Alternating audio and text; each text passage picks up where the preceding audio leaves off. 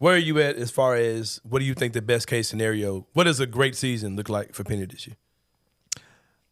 What's the ceiling for this season? Okay. Let's assume DeAndre Williams will be on the team. Like, then the ceiling's a fine. I don't put a ceiling on it. I mean, I think they'd be one of the oldest and best teams in the country. I mean, if you told me they could win it, I wouldn't predict the national championship. I wouldn't even predict the Final Four. But I wouldn't rule those things out either. I think it'd be good without DeAndre Williams. I think they could be great with him. Right. Like legitimate. You look up and Jay Billis is listing 7 teams that could win the NCAA tournament, and Memphis is one of them. That kind of good. So some of what does success look like is tied to, well, what's the roster going to look like? Do you have DeAndre or not? I think with DeAndre, if you're Penny, you probably want to get to your first Sweet 16. Yeah. So much about coaching reputations is like, you just got to check things off. Like, can you win a conference title? Can you win a Coach of the Year award? Can you go to the Sweet 16? You know, these you got to check until you do these things. People go, he's never done this. All right, well, he just did it. So I think we know, like, for first it was like, can Penny get to the NCAA tournament? All right, done there. Can Penny win a game in the tournament? We're good. Can you get to a Sweet 16?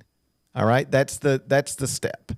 And I think with DeAndre Williams, that's got to be the goal. Although once you get in that tournament, it is so all over the place. And like sometimes the best team in the country loses its first game, or one of the best teams in the country loses its first game.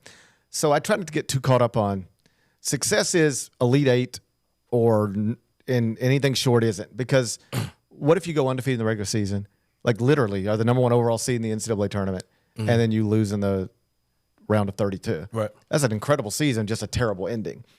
So with DeAndre, I would like to check off some of these things I've never done before. I would like to make a Sweet 16.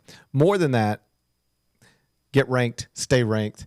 Don't be a thing where it's Valentine's Day and we're going, here's what Memphis needs to do to get on the right side of the bubble. How about this? Don't spend February making me and you and everybody else go through the schedule and say, all right, if they do this, this, to this, that's how they get on the right side. Stay on the right side of the bubble. Stay on the right side of the bubble the whole season. Every time Jerry Palm updates his bracket, you're in it. Right. Don't make yourself have to go 11-1 in the final 12 to get into the NCAA tournament. I think that's what success looks like. Yeah. Top 2 in the league, which should be easy frankly. Yeah. Top 2 in the league, top 8 seed, and on the right side of the bubble the entire season. That's success. That would be 3 straight years of the greatest basketball player who's ever played at the University of Memphis, competently running a successful college basketball program. That would be, if that's not enough for you, then you might set the bar a little too high.